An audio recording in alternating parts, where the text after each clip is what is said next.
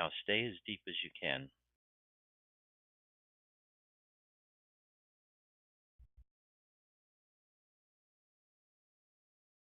I'm going to say some words about the relationship between the I am and your real nature, which is before consciousness, before awareness, before knowledge, before anything, your true nature.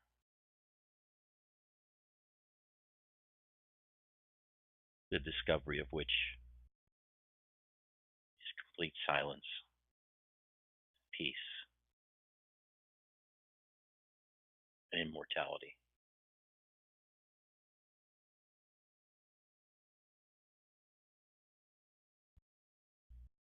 Because consciousness always passes. Everything passes in consciousness. Consciousness comes and goes. A baby is born. You grows up, has kids, gets old, and dies. But who and what you are is entirely beyond this. It has nothing to do with the world. The world is a tame and calm thing when seen from the absolute, when seen from beyond consciousness. Nothing to be taken seriously.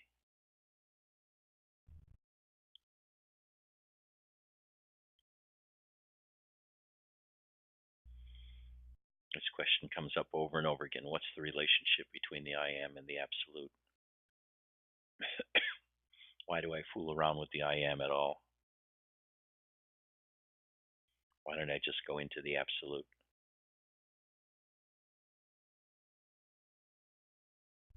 Well, if you can, go for it. If you know the way in. The way in is just to look into yourself constantly. But it can be a slow and dry way.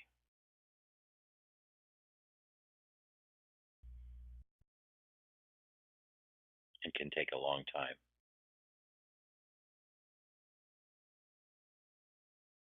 But filling the I am with vitality,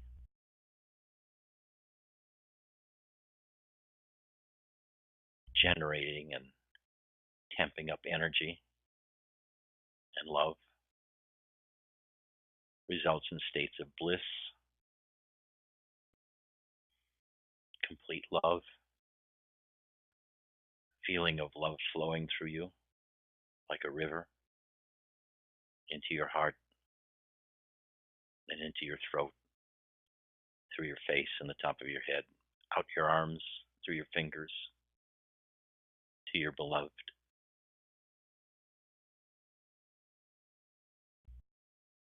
When it fills up, the river fills you. Until it stops, you're filled. And when you're filled with love, that's all that you care about. That's all that you see. That's all that you feel.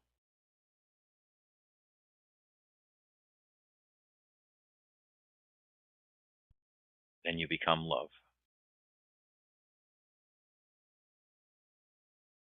Soon a tingling starts all over your body. Everybody experiences it slightly differently. But that stationary love becomes bliss, a kind of ecstasy. And there's nothing else in the world except that ecstasy. And you are that.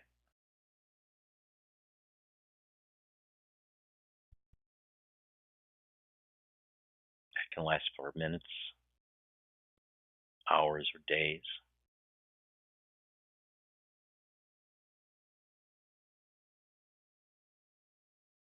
It's God's love, not yours. But it is yours too.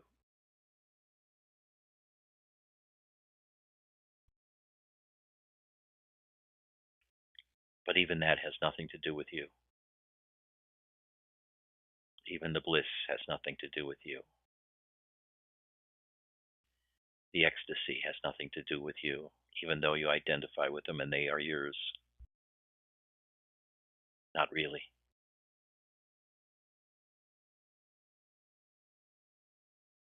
But the pouring of love and the ecstasy purify you, so to speak, even though there is no such purification process because you don't even exist. It appears that way. The dream clarifies.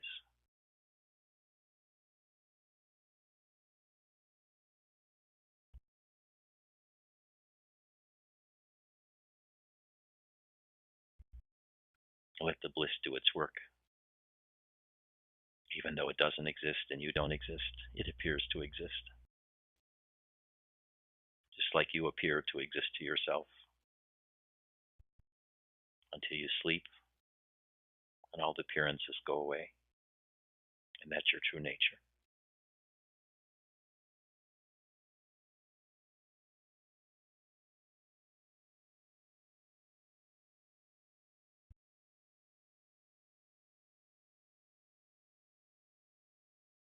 You know, so many people get into Advaita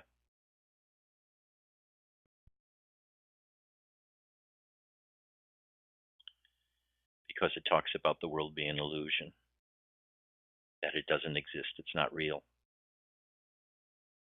And so many people want to run from the world.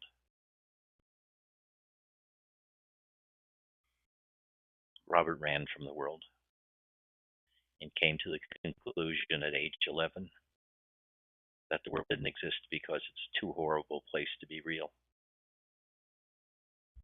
And 3 years later, he had his awakening experience, but his first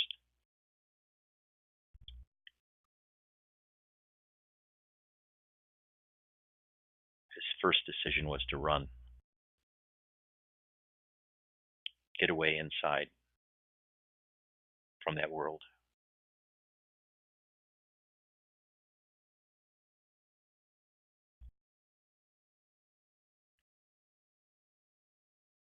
And then a lot of people, once they run inside and look for the I am, begin to experience love. Maybe for the first time in 10, 20, 30 years.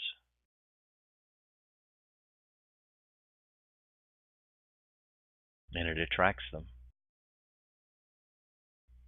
And the love gets bigger and bigger, more powerful, burning, yearning, purifying.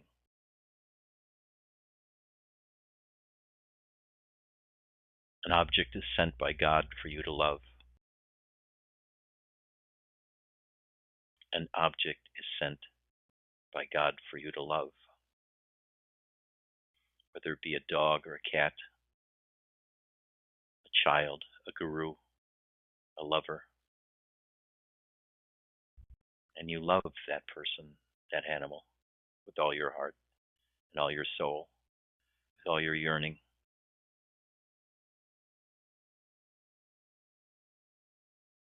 Then one day you realize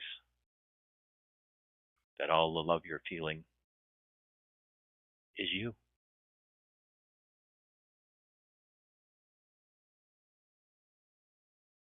That love is you. It's not there because of the object, the dog or the cat, although it may appear to be a trigger. That love is you. You're creating it by being still and fixating on the object. One pointed, your meditation, the beloved. And the love flowing is your love. And you see your love itself.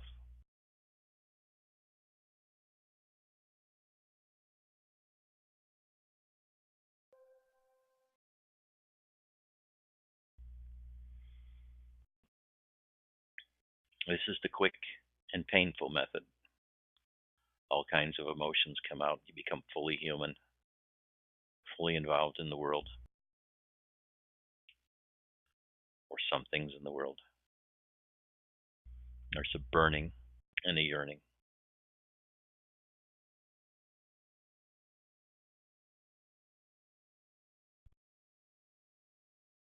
And then one day, spontaneously, you realize all of this is your own creation. It has nothing to do with you. It's your show.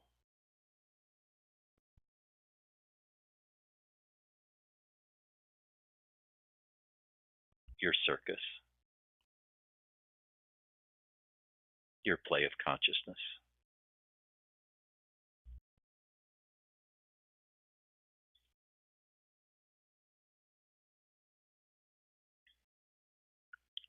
So many people object to this method, the way I teach it, of loving the I am, because they want to escape and be beyond the world. How many comments I've gotten on the blog, people complaining that this is not the way, this is not true, this is not what Nisargadatta said, this is not what Ranjit said, this is not what not Krishna said, etc., etc., etc. They so desperately run from feelings because once they get into the feelings, all kinds of ugliness also comes up at the same time. And they get into Advaita to make it all illusion, to go away. But when you make the bad stuff an illusion, you make the good stuff an illusion also. And then there's no feeling whatsoever.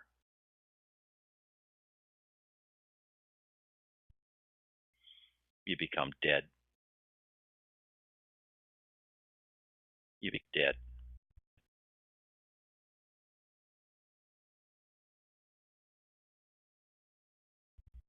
And then when that first hint of love comes,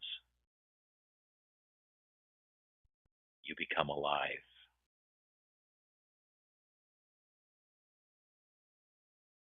It's the name of one of Muktananda's books. I have come alive. From a position beyond consciousness, I come into consciousness like a dream. And I'm aware that I am alive. The Absolute has become alive. And I am. I finally am once again. I am. And you begin to exult in all of the feelings of existence. And you say yes to life, like an existentialist. But somewhere along the way, something spontaneously arises in you, the knowledge that you are witnessing all of this.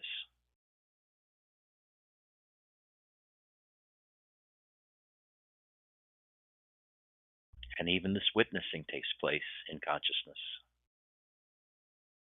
But what about the witness?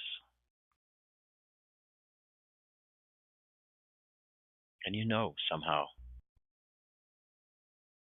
that you as witness is beyond this world altogether, beyond consciousness, beyond awareness.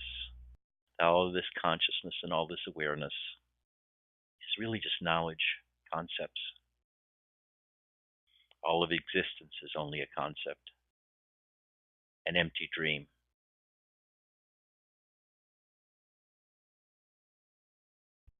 But in order to discover this, you have to be alive in that dream.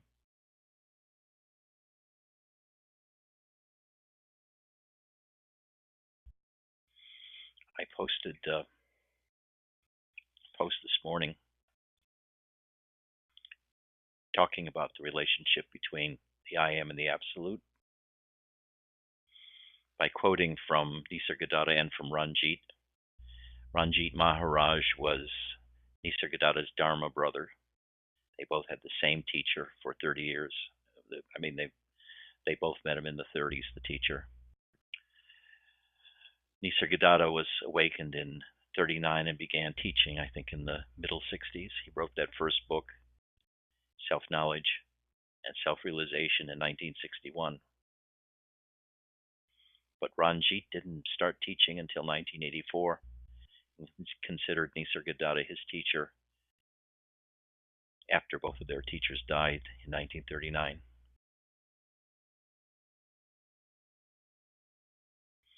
Ranjit has a different flavor from Nisargadatta. Nisargadatta is a poet with a hammer. Ranjit is a little more dry, but more discursive, more talky.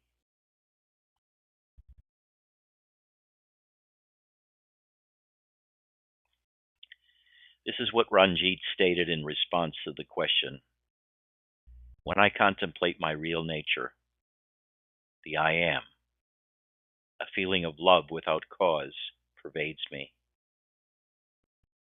Is this feeling correct, or is it still an illusion?"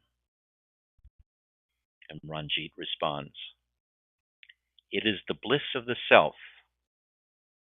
You feel the presence of I am. You forget everything, the concepts and illusion. It is a non-conditioned state. The bliss appears when you forget the object, but in the bliss there's still a little touch of the self.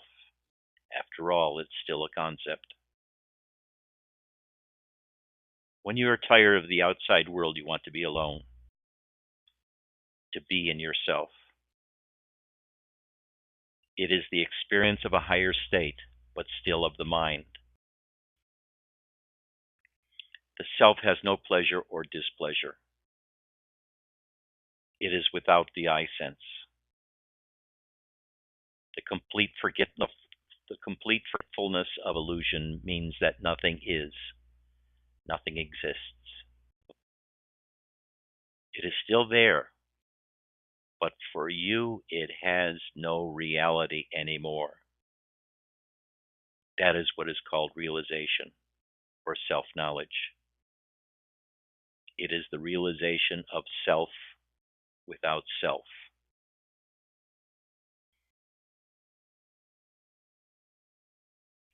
It is still there, but for you it has no reality anymore. All that exists, all that you see, the objects of your perception, all that is due to reality. And by reality, he means the same thing as Nisargadatta means by the word absolute, which is the unmanifest state, the state that is invisible, that you can't see yourself. What you can see is your manifestation, consciousness, and the I am. In that reality, there is ignorance and knowledge do not exist. They are not. So what expression can you give to them? When you give them expression, that means there is something experienced. As soon as you feel the least existence, it is still ignorance, and you are away from yourself. You may feel love, and that is okay, but after all, it's still a state, and a state is always conditioned. The non-conditioned is stateless. It is the experience of the non-existence of illusion. This is very subtle, and when both ignorance and knowledge don't remain, and then both ignorance and knowledge don't remain. It is difficult to understand, but if you really inquire, you will get to that stateless state. It is and always has been there, but you don't know it. That's the problem. There's not a single point where reality is not, or where the absolute is not. You experience existence through objects, but all of that is nothing. The absolute, is omniscient, but you cannot see it. Why? Because you are the reality itself. So how can you see yourself? To see your face, you need a mirror. You can see this as a more detached attitude than you find in Pradeep's Nisargadatta Gita or Nisargadatta's own book, Self-Knowledge and Self-Realization. However, this is more along the lines of what Robert taught: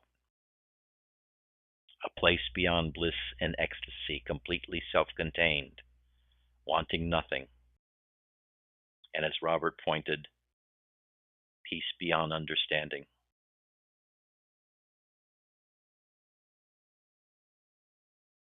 Ranjit continues, if you understand that you are not the body, your consciousness becomes universal. All limitation disappears. If you break the vase, the space contained in the vase becomes as big as the space of the room. And if you break down the walls of the house, it becomes vast cosmic space. It is all together as one. In the same way, if consciousness of the ego is broken, then you become universal consciousness, the all. But here you must understand this consciousness is also an illusion, or ignorance. In effect, ignorance is the source of consciousness or knowledge. This is exactly my experience. It is all together as one. That was my experience of unity. Disappearing of the sense of I meant that there was no longer a thou. There was only oneness. And objects appeared to be like holographic images in my emptiness, in my space. They weren't real. I just laughed and laughed. They were just concepts, just ideas, something created by the mind. But here you must understand that this consciousness is also illusion or ignorance.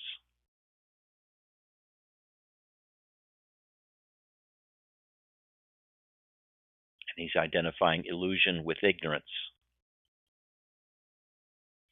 In effect, ignorance is the source of consciousness or knowledge, because knowledge itself is also of consciousness, which is ignorance, illusion. Consciousness itself is illusion. The whole kit and caboodle is unreal.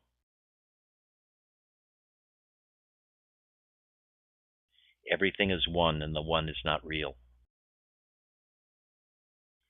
Ranjit isn't nearly as poetic as Nisargadatta, but this is what I see. States come to me and they go. I am not touched. All the world comes to me, and I am not touched.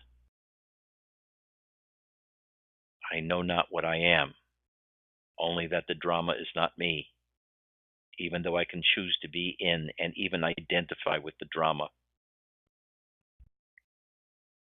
My fundamental knowledge, which is experienced within the I am itself, or knowledge, which is also ignorance, they're identical. My fundamental knowledge, which is experienced within the I am, is that I am not this way at all. I am not part of this. I am beyond it entirely, in an entirely different dimension, or the unmanifest, the unborn, silence.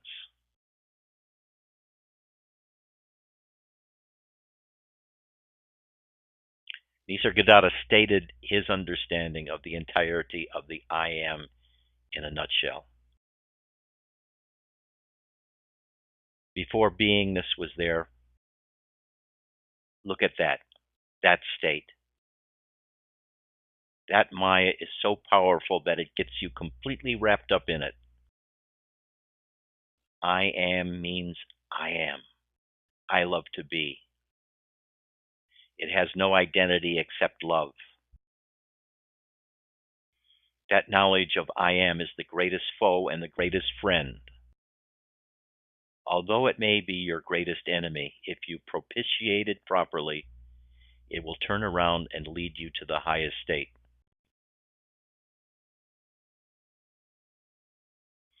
Now, although I teach you to locate and love the I am, including the use of objects within the I am, such as a lover or a guru or a cat or a dog or a child, within consciousness, the objects within the I am or within consciousness, in order to kindle the fires of love, you have to keep in mind that the I am is only the gate. It is not the entirety of the unfolding of your spiritual process.